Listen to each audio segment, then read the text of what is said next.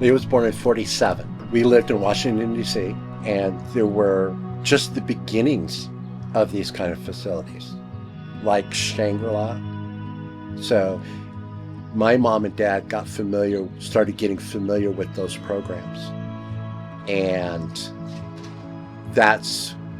there wasn't a lot for Lee at that time as far as facilities were concerned. So when we moved out to Salem in 58, they had to find a facility, and Haven School just happened to be the closest thing they could find. It was the only option. It wasn't the closest, it was the only option available. You had a choice of Fairview, which was a state-sponsored institution, or Haven School, which was privately owned. It was rural residents. There was like a corral or pasture, if you will, an acre or so between the road and the residence. So you had to drive back into it. He enjoyed it, and it seemed like a place for me.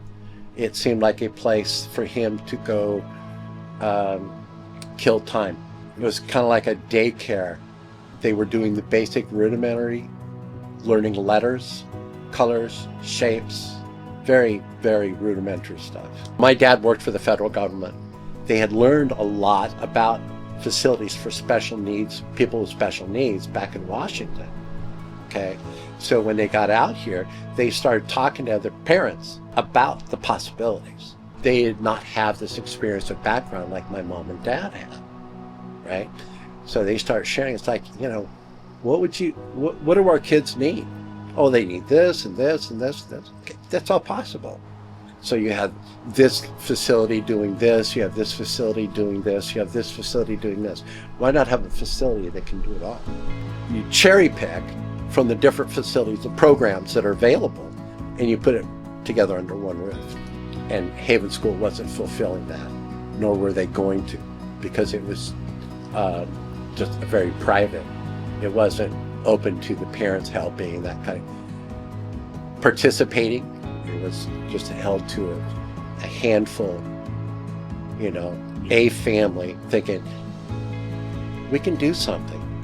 And at least they were trying. I can't fault them for that, but it outgrew them. So what else is new for entrepreneurs? Their business outgrew them. They needed to get reorganized. So they started going through the reorganizing, and it faltered. And you have parents over here that were coming up with the concept of Shangri-La. Well, they need basic education. They need something to satisfy their sense of accomplishment. They need to gain some self-confidence. They need to have a place to live when we die, or when we can no longer take care of them. That was the Tribbetts, the Longs, the Halls, and the Normans. Those four families. And then my mom, having some law experience or legal background, and then my dad, being with the federal government, they helped write the grants for Shangri-La to get started. The four families started it, and it grew very fast, especially when Haven School recognized the need to reorganize. Then you got all kinds of families coming on board, So the meetings were getting parents acquainted with, yes, we can do this.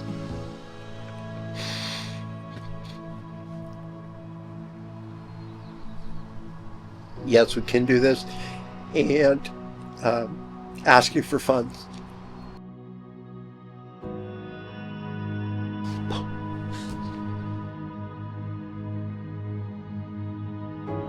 So we go out there into East Salem, and I can remember the first couple of times we went out there, and there was this huge lot, more or less empty, and there was this really cool house on the corner, and it had a swimming pool, and it had an extra large garage with living space over it, and the pool was right next to it. And we actually went out there and went swimming and stuff, and I can't remember the name of the people that owned it, but they were really cool people. They were totally into what my parents were talking about. Then we went to visit the big empty lot where the campus ended up being, and they're envisioning this drive through. You got a big, long driveway all the way to the back where the main building was, and then other buildings coming around it. They were not afraid to envision this.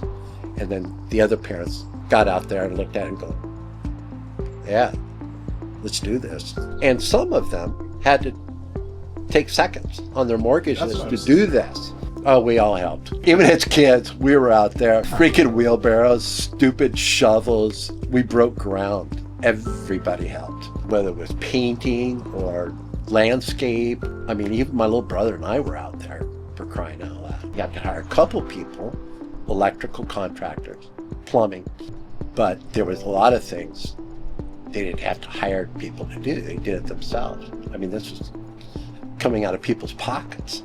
This was some pretty serious stuff. My brother had pretty much capped out at the mentality of a 7-year-old. So Lee was in with a group of people that had a similar capacity to learn.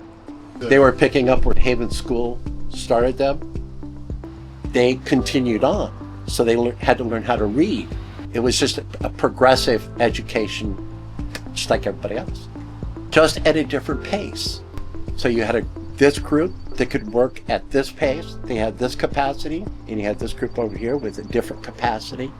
Some of them had a capacity for numbers, arithmetic. Others, no. And then you have to have a staff member that's patient with the full spectrum. That was another thing Shangri-La did. They helped everybody learn how to socialize, and it was okay to socialize. I mean, they had boyfriends, girlfriends developed out of this, relationships. It's like going, wow, that's kind of cool. And everybody kind of like, yeah, maybe not. There's ramifications, blah, blah, blah. Yeah, okay, let's get over that. There's the basic needs for companionship. Basic. Let's just be friends. Basic companionship. And they had that develop. And I thought that was very important. I was in a band at the time. I was the drummer, right? And the guys did not want to go out there and perform for this event. It was going to be a dance. And so at the last minute, they all bail. Well, at the last minute, that doesn't work for a bunch of people that are waiting for you, right? I bite my lip as I tell this story. So I go out there. I can't let them down. I mean, we're charter members. We can't let the kids down. There was a lot of pressure, a lot of obligation, right? So I go out, set up my drums, turn the music up real loud, and play drums with the music. They loved it. They ate it up. They thought it was so cool. It was so cheesy, so corny, but we had a great time. And we're just playing silly 1960s rock and roll stuff. They absolutely loved it. They're all dancing. This 10 acres was what they used to get a second mortgage to help finance the beginning of Shangri-La.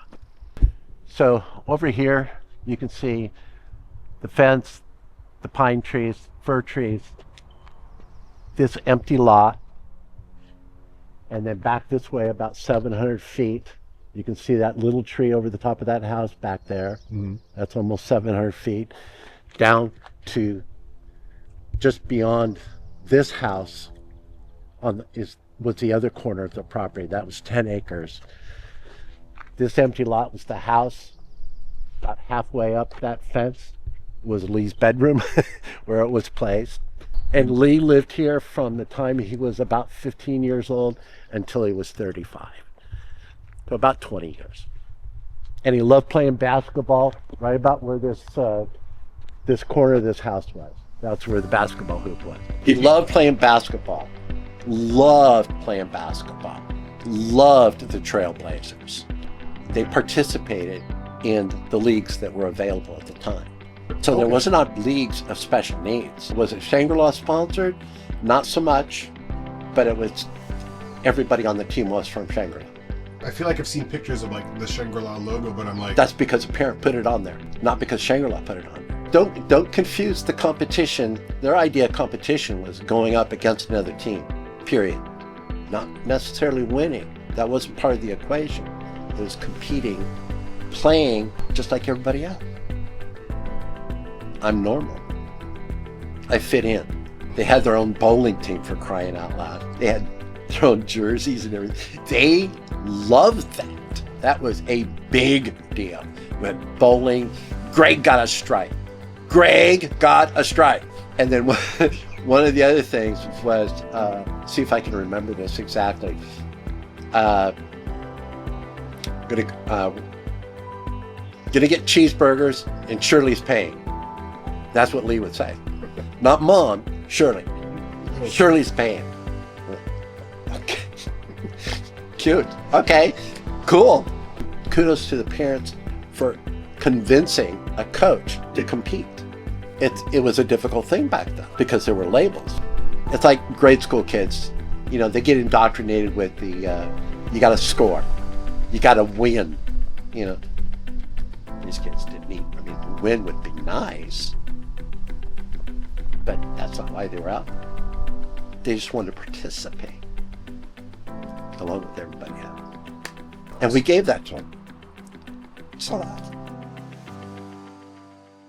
People First was a very big deal to him.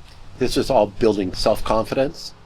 You are socially acceptable. You can participate in this, you can participate in this, you can ride the Salem Chariot bus by yourself, you can get a job, you can work at Roth's. They had special contracts and agreements with the owner back then. Sorting bottles, we used to return to the grocery store. We didn't have recycle stations. You take your beer bottles, your pop cans, pop bottles back to the grocery store you bought them at. And they'd give you a nickel, 7 cents in return or something like that. It kept him busy. He was productive. And like most people, they need to feel productive in order to lay their head on the pillow at night and go, okay, I contributed. Basic stuff. We take it for granted. People would frown and might frown today on the arrangement that was made. But this was groundbreaking. We're trying new stuff. Yeah. Right? Well, they weren't making minimum wage. They were making what was determined, that percentage of effort that they could put out was the percentage they got in minimum wage. So if they could produce half of what a typical person would make making minimum wage, that's what they would make. Everybody was at a different level of production capability. Another thing he did that he liked was that he bussed tables out at Chemeketa Community College. And I think it was called the Courtyard. He worked on computer system boards, breaking those down. He was one of the first ones to do that. They had the sheltered workshop program. And he worked in that, Lee worked in that from the time he was 18 into his 50s. That involved putting pallets together, tearing them apart, and if anybody's ever torn into a pallet, they know how difficult that can be. He even put together handles on sledgehammers. The only days off that he took were the mandatory days off. So no sick days, because he didn't get sick. You know, part of that generation. What do you do with the kids that top out? What happened to the plan? Well, now they're ready for the next phase. Going out to live on his own for the first time. Parents relate to this when their kids are 18, 19 years old. Yeah. That's normal, right? He's 35, and he's special needs. Yes, he's got his own bus pass. Yes, he's got a job. But now we're going to have to put a lot of confidence, place a lot of trust and faith, if you will. Let's go beyond the trust. Let's go to faith that these people are going to look out for his best interests. Well, that was pretty difficult, even for my brother and I. It was first or second, third home. It was one of the very first ones. So this was still experimental stage. Is this even going to work? So lots of questions. Who's going to be doing the staffing? Who's the staff? Who's going to be doing the hosting, if you will, for the house? Who is that person? This is a big step. Doing the sheltered workshops, that was a big step for this organization. And to do the group homes, even bigger. Oh, he loved it. Are you kidding? He was enjoying the independence. My house. There's 5 of you guys there, but it was his house. You know, not that he ruled the roost, but he could say, my house. I was like, wow, okay, pride. The group home was strategically placed close to Westminster Presbyterian Church, and he could walk to church. And that was a big deal for him because that was our church. And so he was a deacon. He was, which is, you know, a big role. And he was also an usher. He loved doing that, you know, showing people to their seats and stuff. Speaking to the self-reliance that they learned and the confidence, they taught them to ride chariot bus system, right? And I see my brother downtown. I'm on my way home from work, right? He's on his way home from the down to the bus station. He's going to go down to, there was a transit mall downtown around Court Street or something like that. Anyway, so, you know, going out to South Salem anyway, so I'll pull over to the side here and open the window and ask my brother if he wants a ride. No problem, right? It's like, he said, hey, Lee, you want a ride? No, no rides. Okay. You hurt my feelings, bro. But at the same time, you know, accolades to my brother and the organization for getting him that far. So at least he did that, right? So it's like, okay, he's protecting himself. That's good. And he was rather adamant about it. There was a little tune there going on. He retired. I'm tired of working. I don't want to get out. You know, I don't want to go to work anymore. Just done. You know, that was in his late 50s. He had a heart attack and he had pneumonia within 3 months. Got hit down and then, you know, weak, and then got slapped down again. And then, you know, they called me. I was out in California at the time. I jumped on my motorcycle and did one of those just ride. Couldn't get here fast enough. I got here 2 hours after he passed. The doctors couldn't help him, but I wasn't there. That hurt.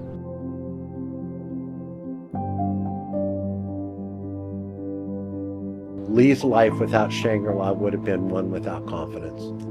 In some parts of this country, no, it wasn't okay. We were second class, maybe third class. In some parts of this country, yeah, they'd be considered third class citizens, period. Don't count. Well, that was not his world with Shangri-La. That was the big thing that Shangri-La provided. And it was okay for him to be him. It was okay. And there was lots of people telling him that. Saying, dude, it's okay to be you. You be you. They were the first ones to do that. Who started that? George Carlin? No. Shangri-La. And I think for this community, when I say community, I think for the whole Salem region, there was an impact on the public. You know, these people are part of our community. That's a big deal. He's a productive member of society. Can you say the same thing about yourself?